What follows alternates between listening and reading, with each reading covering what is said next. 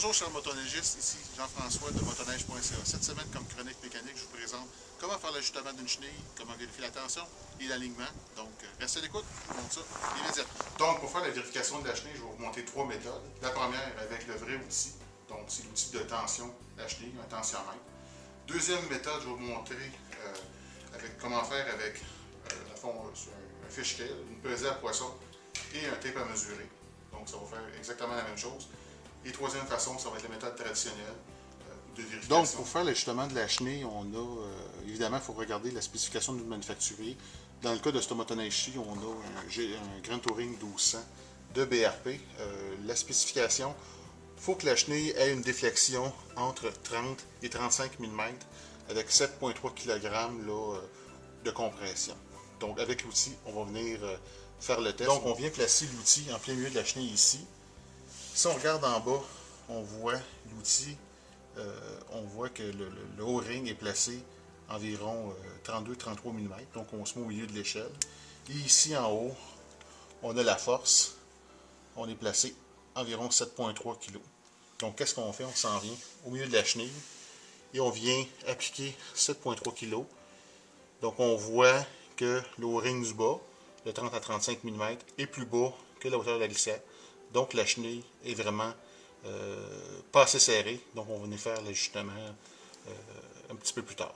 Donc la deuxième méthode qu'on va vous présenter, évidemment dans ce cas-ci on ne peut pas la faire parce que la motoneige n'est pas assez haute. Il faudrait vraiment que la motoneige soit sur un lift. Mais si vous avez un lift, vous pouvez l'exécuter. Dans le fond, ce qu'il faut faire, c'est venir accrocher le crochet de la pesée à poisson en dessous de la chenille, comme ça ici.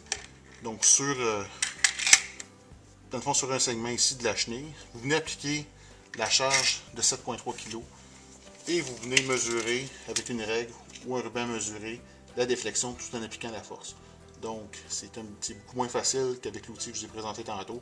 Par contre, si vous ne l'avez pas, ben ça fait exactement la même chose.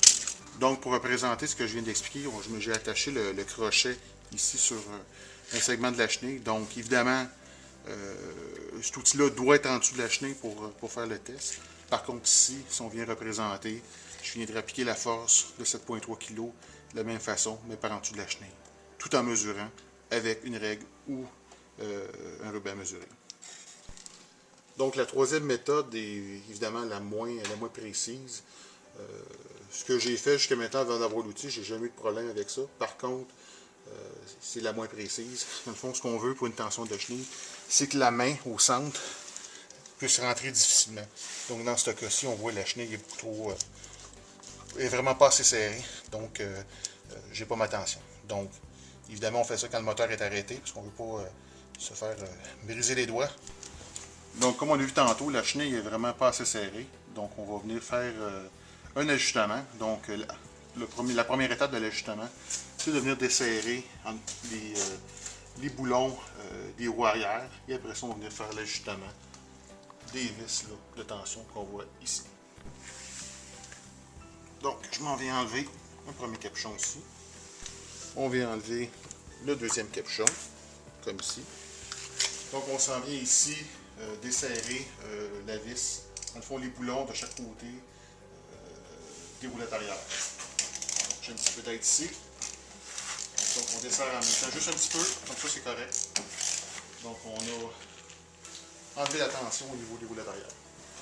Donc première chose que je vais faire, dans le fond on va faire l'ajustement. Là, je suis vraiment loin de mon profil en ce moment. La chenille est vraiment trop loose, donc je vais venir donner environ 3 coups de ratchet de chaque côté, juste pour me rapprocher un petit peu d'une mesure de tension. Donc je donne 3 coups de chaque côté.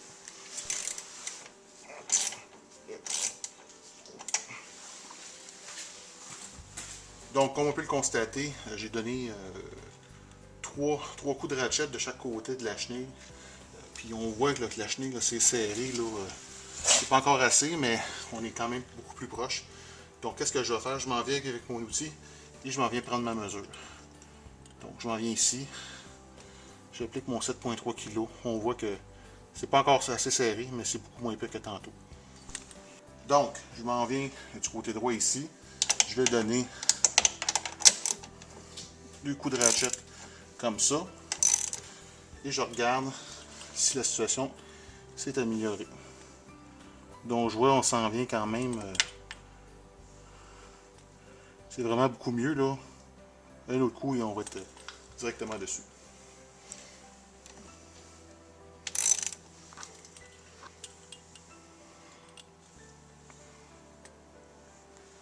Et voilà, on a exactement 7,3 kg et environ 30 à 35 mm de déflexion.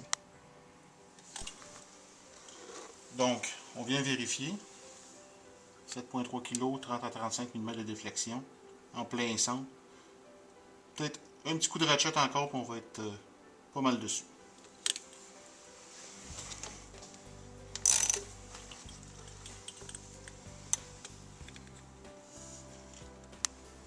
Et voilà, on est pas mal dessus.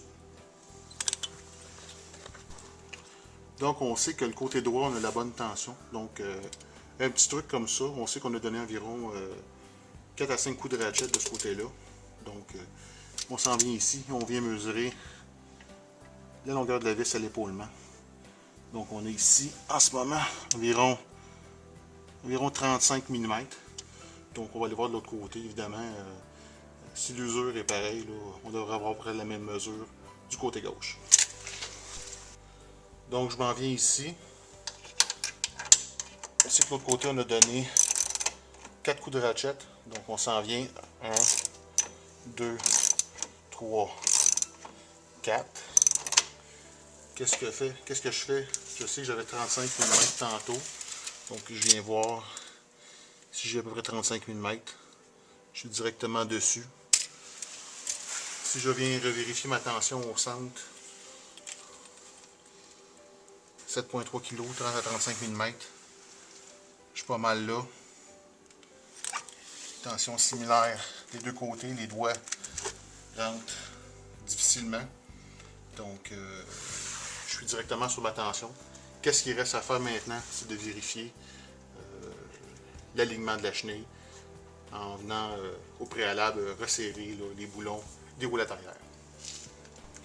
Donc, maintenant que la tension a été mise adéquatement au niveau de la chenille, ce qu'il faut vérifier, c'est l'alignement. Donc, on va venir juste, on peut dire, à côté les vis en arrière. Donc, avec mon assistant ici, on va juste venir, pas serré, mais juste mettre un petit peu de tension sur les roulettes pour s'assurer qu'elles sont parfaitement positionnées sur le râle.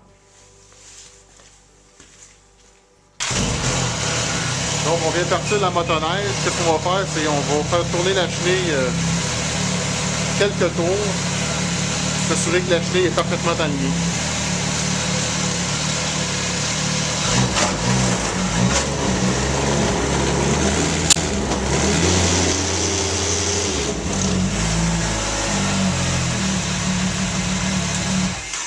Donc, on vient de faire tourner la chenille. La chenille, évidemment, s'est placée en fonction de la nouvelle tension et du nouvel alignement. Qu'est-ce qu'on fait? Il faut venir mesurer du côté de la glissière au bonhomme ici, ou du côté pour s'assurer qu'on est parfaitement centré. On prend la mesure des deux côtés. Donc, je m'en viens du premier côté comme ça ici. Je mesure. J'ai environ, si on regarde, environ 20 mm. Donc, je vais les comparer avec l'autre côté. Donc, je refais exactement la même chose du côté droit, au même endroit. Je pousse ma glissière, je m'en viens et je mesure. Donc, j'ai environ 20 mm aussi. Donc, ma chenille, je peux considérer qu'elle est parfaitement centrée. Donc, si par exemple, ma chenille n'aurait pas été centrée puis que ma distance, par exemple, du côté droit, j'aurais une plus grande distance que le côté gauche, qu'est-ce que je fais pour la ramener parfaitement au centre? Il faut évidemment que je revienne desserrer les deux boulons des roulettes arrière pour permettre l'ajustement. Et le côté le plus éloigné, le côté qui a la plus grande distance, je viens appliquer plus de pression ici en venant serrant la vis. Donc, en serrant un petit peu la vis ici, les roues arrière vont se déplacer parfaitement dans leur axe. Donc, ça va venir centrer la chenille. Donc, oui, c'est de l'essai-erreur. Il faut toujours garder, évidemment, la bonne tension. Mais par contre, c'est de la façon de procéder pour mieux faire un ajustement. Une fois que l'ajustement est fait, qu'on a resserré les boulons arrière, on fait une vérification finale. Donc, on s'en vient, évidemment, partir le moteur, on fait tourner la chenille et on reprend nos mesures de tension. On reprend nos mesures d'alignement pour s'assurer que tout est conforme avant de partir en randonnée. C'est bon,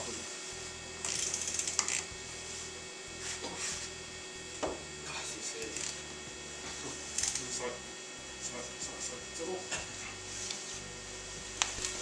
Donc la dernière étape, c'est de venir remettre les capuchons en place. Comme ceci.